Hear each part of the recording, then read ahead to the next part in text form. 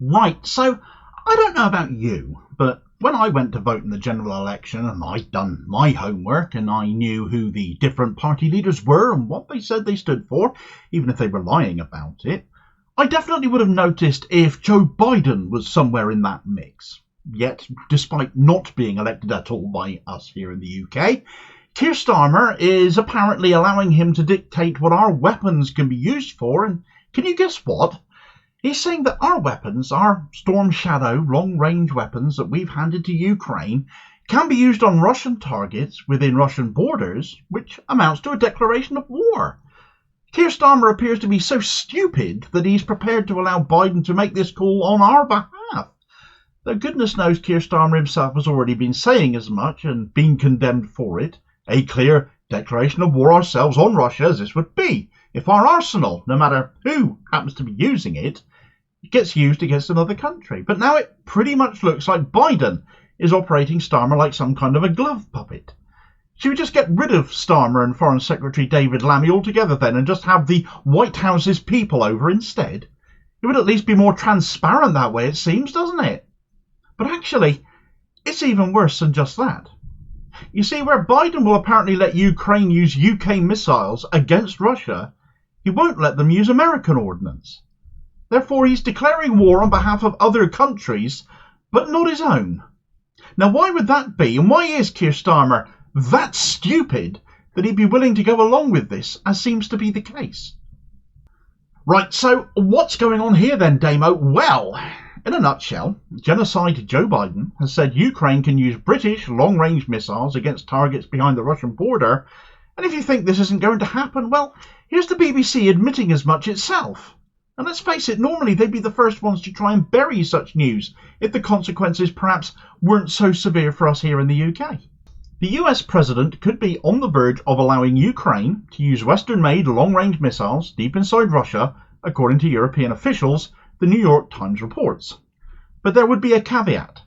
Ukraine wouldn't be allowed to use weapons provided by the US for that purpose. Joe Biden's discussing the issue with Britain's Prime Minister Keir Starmer in Washington today. It would be part of a coordinated strategy to help Ukraine push back after Russia's full-scale invasion in February 2022. The Anglo-French cruise missile Storm Shadow, which has a maximum range of around 250 kilometres or 155 miles, is considered an ideal weapon for penetrating bunkers and ammunition stores. The UK and France have already sent the weapons to Ukraine, but the caveat until now has been that it could only be used within Ukraine's own borders. So we have a US president on the verge of allowing Ukraine to use Western-made long-range missiles, for which you later read the Storm Shadows we here in the UK provided, but the caveat is that the US provided weapons that they've already sent to Ukraine cannot be used for that purpose. So Joe Biden, too infirm to run for president any longer, Joe Biden is now dictating what our weaponry supplied to Ukraine can be used for, and is apparently going to place us in the firing line to do so, but not himself.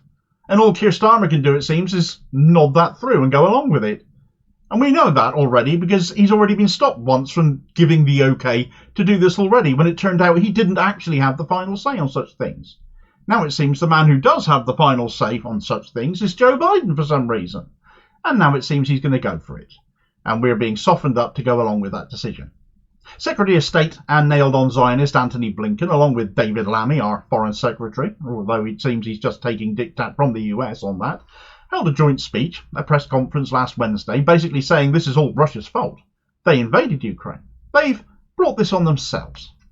So as much as that might be true, it ignores the fact that NATO expansionism eastwards, following the fall of the Berlin Wall, was a promise broken by NATO to Russia, which has always been seen as a threat to Russia as well. And the US-backed coup in Ukraine back in 2014 pretty much put the US, and therefore NATO, since the US calls all the shots there it seems, going by this story anyway, on Russia's border.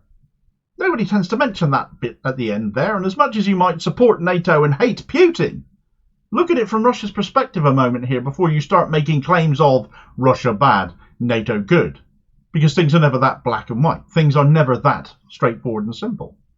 Yet our US-backed politicians, being worn as meat puppets as they seem to be, would have you believe otherwise.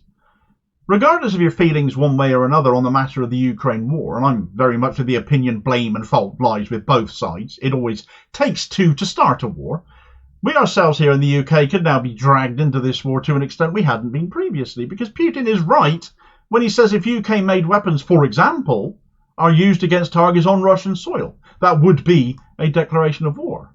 He did this with Ukraine, didn't he? Was that not a declaration of war? Are we not blaming the US for the atrocities being witnessed in Gaza right now because they are supplying weapons when we know Israel are using them against Palestinians? Are we not demanding our own weapons stop being sold to Israel because they might be being used against Palestinians, and that might lead to the UK being charged with war crimes, or individuals within government certainly? Makes sense, doesn't it? What's the difference? So are we ourselves here in the UK about to become a target for Russia, in which case a direct target for Russia as a result of this move if we go ahead with allowing Ukraine to use our Storm Shadow long-range missiles in Russia, or rather if Joe Biden lets them use them?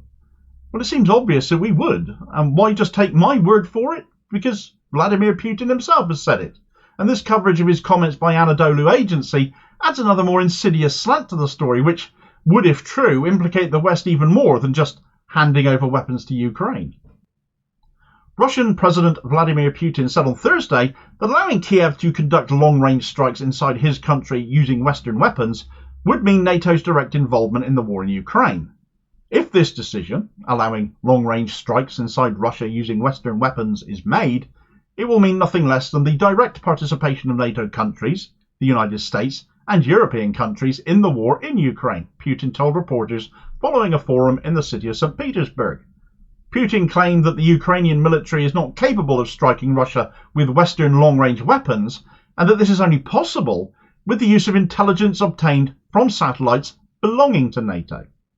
He further claimed the instructions for such weapons can only be entered by NATO military personnel, meaning that discussion on this matter raises a question of whether NATO countries are directly involved in the military conflict or not.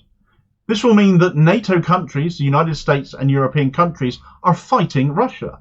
And if this is so, then bearing in mind the change in the very essence of this conflict, we will make appropriate decisions based on the threats that will be created for us, he added.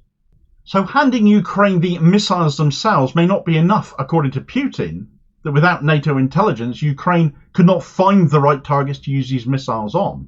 And Ukraine cannot also gather that intelligence itself. It requires NATO nations, for example ourselves or the US or other European nations, to provide that tactical support.